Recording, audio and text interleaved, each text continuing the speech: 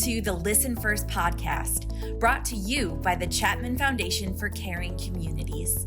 Our vision and mission is to strengthen relationships and build stronger communities through listening, leadership, care, and service to create a truly human connection.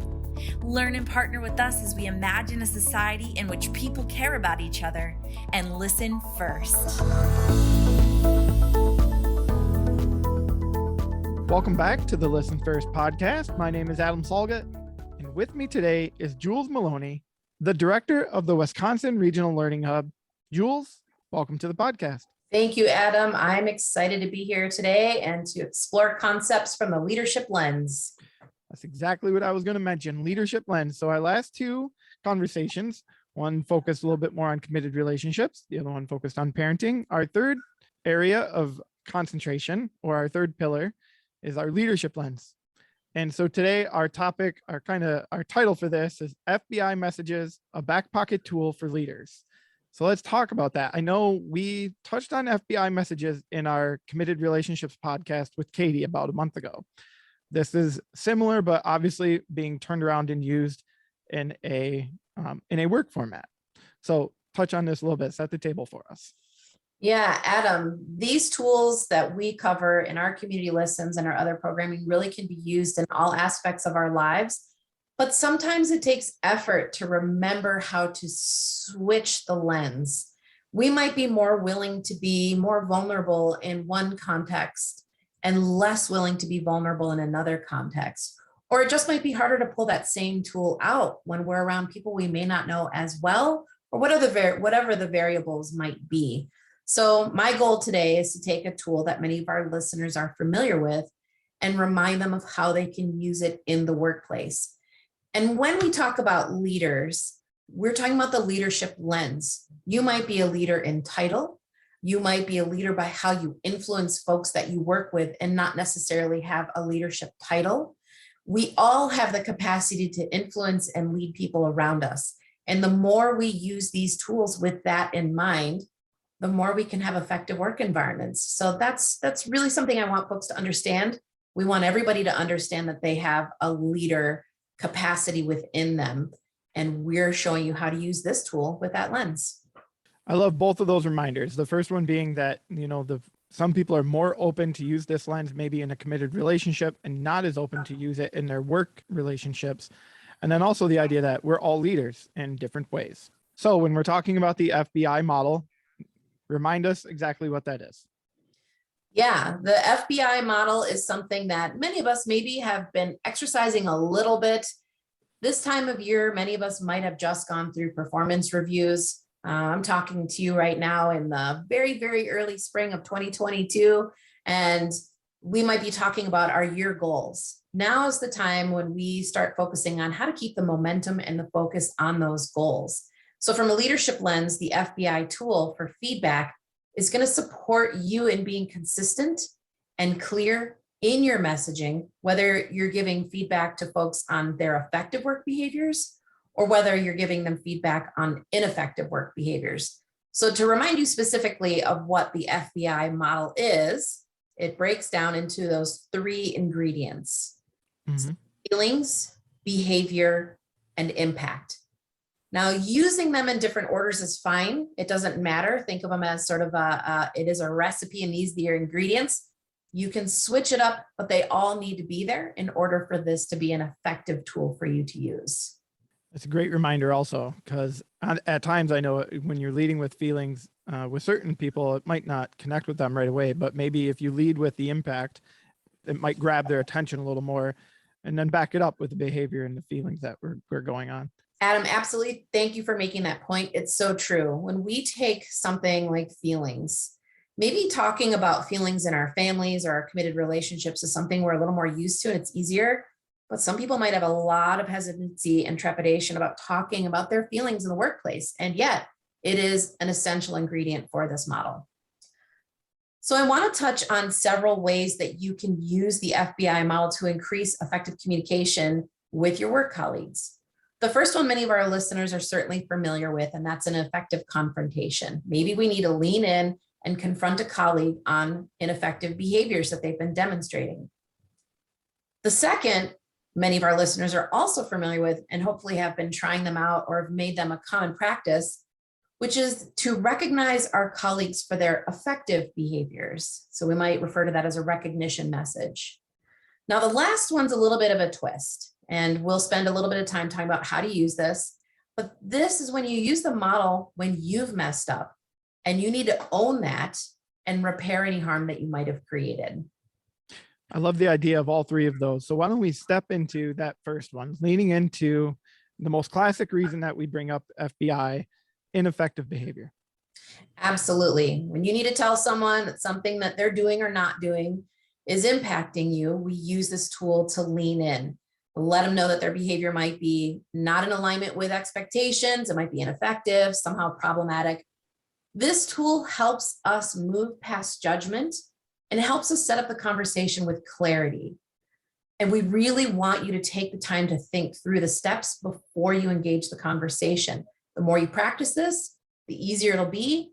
And that when you are in a hot situation or an in the moment situation, it'll be easier for you to pull that tool out of your back pocket if you spent the time practicing it. So again, when you are moving into letting someone know that their behaviors are not in alignment with expectations, confronting them, what are the feelings that have come up for you in this situation? Then we need you to describe very specifically what are the behaviors that the person has or has not done. That clarity is essential. Then that last element is the why. Why does it matter? Why are you bringing it up? Clearly there was some kind of an impact on you, the workplace, the work getting done, whatever it might be. You need to have that impact piece in there. Jules, can you give us an example then of how this might sound? Because I love the opportunity when we get the chance to actually put it into words for people and put an example in front of them. Absolutely. I'll give you an example, and I encourage listeners to practice this at home before they're face-to-face with someone. Write it out, say it out loud so that you can feel what it feels like to say it and make it your own, make it comfortable. So here's what it might sound like if I'm talking to a colleague or maybe someone who reports to me. Hey, Alex, as we move near the end of Q1, I was looking at the goals that we had set.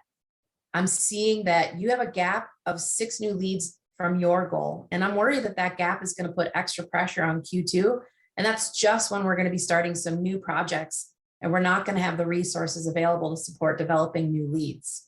Can we explore this and see what might be causing the gap? So as you recall, when we start this conversation, it is just that. It is a start. This model allows us to set up the opportunity for a conversation to take place. It is not what I like to call a drop and run. Yeah. And then once we start that conversation, we then move into the position of reflectively listening. That doesn't mean that you're not going to maybe need to deliver another FBI model message within the conversation. But once we do, we need to hear how the person is experiencing our message. And then that dialogue will continue. Can we take one small step back and discuss judgment just quickly? Because in your statement there, we're doing our best not to judge why they might be 6 leads behind, right? And we're not making accusations per se. We're talking about feeling, behavior, impact, everything factual that's in front of us. So touch on that a little bit. I know that could probably be its own podcast, but. It could. We could have the whole Judging Julie and Judging Adam podcast. Right. About that. So judgment is important to notice and name it. When we don't have information, we might make up a story about what's going on for someone else. Or we just might have our own story about the way that person shows up. And so we're really coming from our own perspective instead of giving the space for someone to share what's happening for them. The FBI model allows us to move through the steps so that we move away from our own interpretation of someone's behavior and we're naming what the specific behaviors were. Those are facts. And then our feelings and experience of it. And so that's not something to be judged either. We're just sharing how we're experiencing it and then how we see the impact moving forward. Now, if I had all kinds of adjectives in there about this person and the story about, well, Alex is just lazy, or Alex, here she goes again, not delivering her numbers. I'm removing the possibility to find out what's going on for Alex.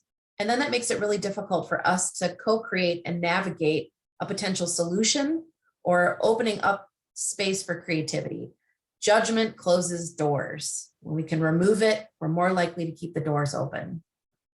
Thank you. Thank you so much for that reminder. And I think that's important as we, talk about especially the ineffective behavior model that we're discussing.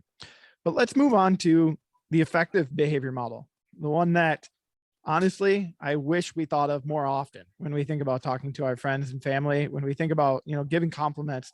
Obviously, it's great to hear things like, "You're awesome," or "Thank you so much," or "You rock." Those are awesome descriptors given to a person that we appreciate, but at the same time might not connect with us quite as much as what we can do with an FBI statement. So let's talk about option number 2, effective. Yes. Well, what you just said there, Adam, sure, those would be nice to hear. You're awesome. You're a rock star. That was great. Those may seem helpful, but I'm going to challenge you on that one. I'm going to say those are actually judgments. So if you were to tell me, "Hey, Jules, you're a rock star," that's your judgment of my behavior. Instead, I would love for you to tell me what specifically I'm doing that's adding value to our work environment or whatever it is that we're doing together. Because when I know that, I'm going to want to do it more. I'm going to want to show up in a more effective way. So let's talk about what that message can sound like. We're going to follow the same process. Take time when you want to recognize someone to work through the FBI model steps so that we can make sure that we're naming with clarity what the behaviors are, how we're experiencing them, and what the impact is. So here's an example of what a recognition message could sound like using that model. "Hey, Sam, we've been trying to win over that customer for months now. Your presentation today was engaging. It was also highly polished. And the thing that was really great is that you made it relevant to their needs. I'm not only reassured, but now I'm more excited than before that we might be ready to talk contracts with them." So in that example, I touched on the specific behavior that Sam's presentation was engaging, it was highly polished, and it was relevant to the customer's needs. Those behaviors that Sam demonstrated. My feelings were that I was reassured and excited, and the impact was moving this customer towards a contract. Now, you can make the FBI message in a recognition message a whole lot shorter too. It doesn't need to be complicated. You just want to make sure all the ingredients are there for a meaningful exchange. And in this case, we still want to then move into reflectively listening to what Sam's response might be. There may not be much of a response, but we want to have this be a dialogue and exchange and honor the person that we just delivered that recognition message to by listening to their response. What I really love about the example that you just gave there, and even the example of the ineffective, is the depth of which these are written out. Obviously, you've spent some time to think about these examples, but it's something that I would encourage listeners, if you're stepping through this, consider taking the time. The effort is going to show in the result when you sit down with this person. And I don't, maybe you can back me up in that space. Oh, Adam, I've been working on these tools for years, and I love it when they come in handy. When that tool is right there in my pocket, the situation arises, and maybe a colleague answered a question for me or helped me navigate through a challenge that I was having. And in that moment, I can tell them immediately what specifically they just did that supported me in moving forward in my work and how I'm experiencing it.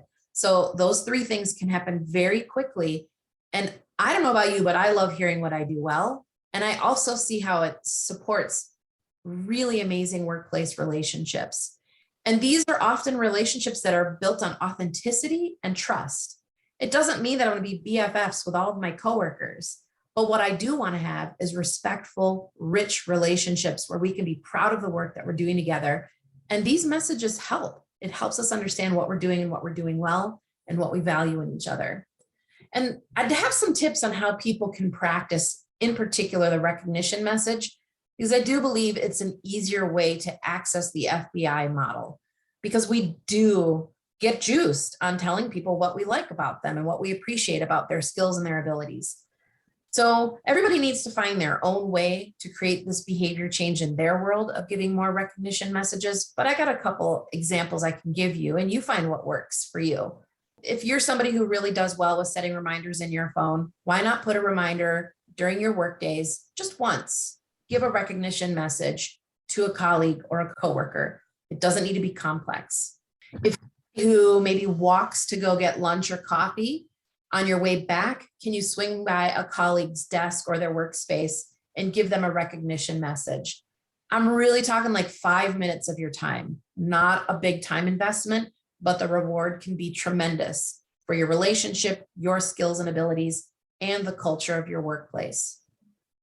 Now, there's one other one I wanted to share with you because I love this tool so much. I know somebody who uses what we call the coin method. So in the morning, he starts with 5 coins in his left pocket.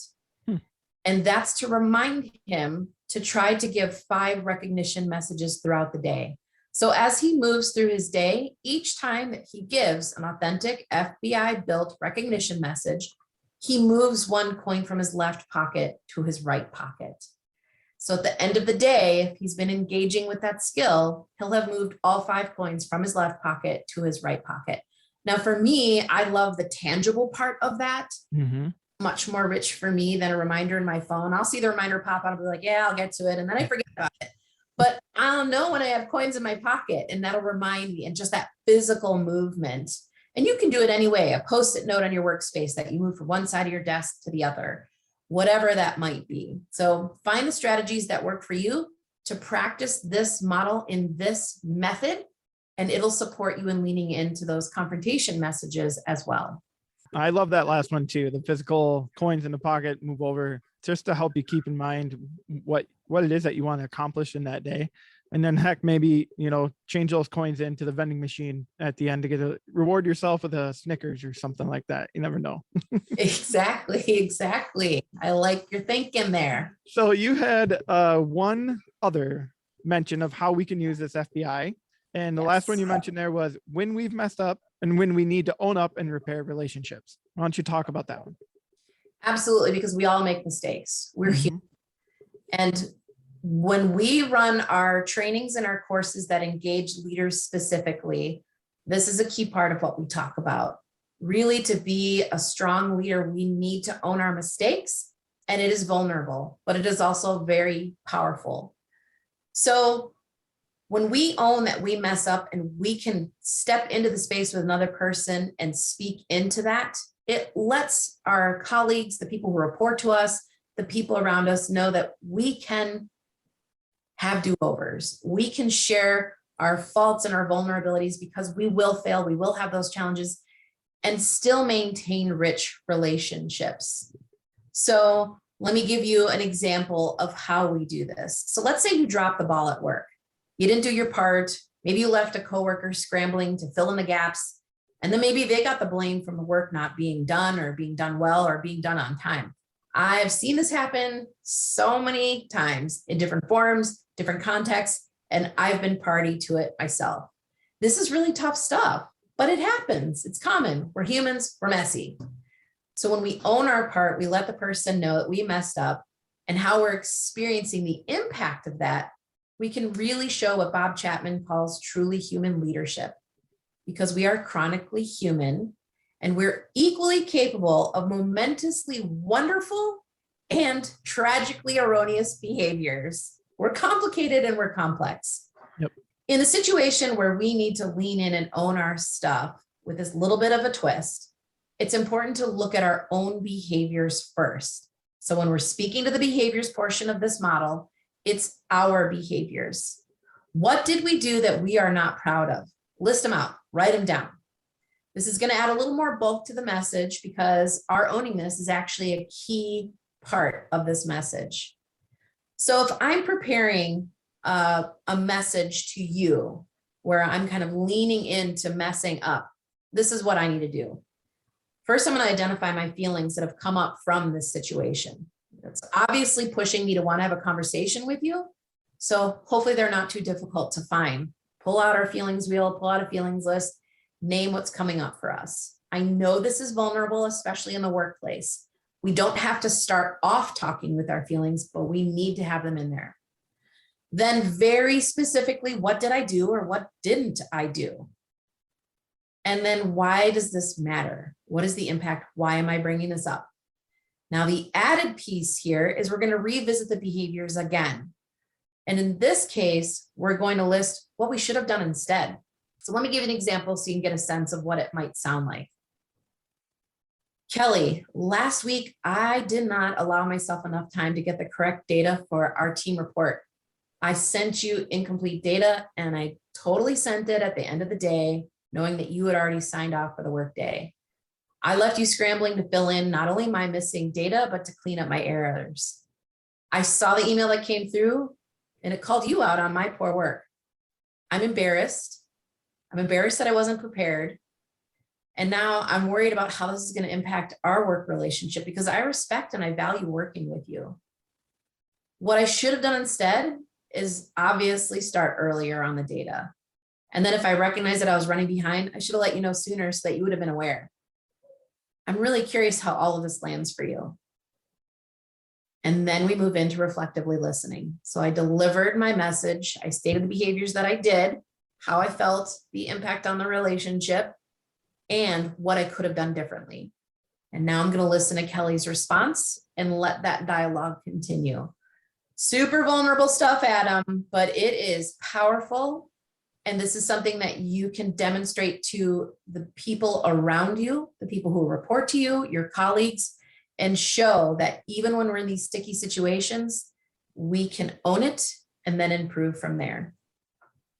Again, I really love the examples that you put together because I believe it will resonate with people. I believe it'll make them think about, oh, I have done that exact kind of thing, or I know someone who's doing that exact kind of thing. And then maybe they can find a way to approach them. Or maybe if they've done it, now we've given them the idea of using the FBIB with behaviors coming in as what they could have done differently as an option for them to approach others, to apologize, or to, I guess, even bring up a situation and then decide how to move forward, right? Absolutely. I have certainly had my fair share of mistakes, and I know I'm going to have more. That's sort of the growth edge for me, right? When I'm in this place of vulnerably looking at where I didn't perform as well as I could have, or where I know I have the capacity to do, it allows me to say, well, what happened there? And how did that impact the people around me? Because I'm driven by relationships and I want people to respect me as much as I want to build respect with them. So if I messed up, I got to step into that growth edge, own it, and then have that conversation. Hearing how it impacted them as well is important. You know, in this case, Kelly might have been like, oh, it's not a big deal. You know, I could see you were struggling and I knew it was going to happen. Or Kelly might give me very different feedback that maybe I was surprised to hear, but it allows me to grow and lean into becoming the leader that I want to be. So as we look to wrap up today's conversation around FBI and using it through the leadership lens, what do you want our listeners to keep in mind? What is today's key takeaway? The key takeaway is that this is a tool that you can have handy at any time. Don't be afraid of it. Practice it in low risk situations. Practice with the recognition message. The more you get comfortable with it, the easier it'll be to access it when things are more difficult, things are higher risk, or your higher level of vulnerability because you might have made a mistake and you need to own up to it. Practice, practice, practice. And I think you'll see rich rewards come to you with that practice. Jules, thank you so much for giving us this reminder, for breaking this down and with multiple examples and allowing us the opportunity to grow in this space. Because as you said, it is a tool that can really help push someone through tough situations or create some really awesome situations where they thank someone through recognition. Yes, Adam, absolutely. This is the world I want to live in, where people communicate with this level of clarity and skill and invite people towards connection versus disconnection. So thanks for inviting me to share this with you and with our listeners. And I hope that these ripple out from here.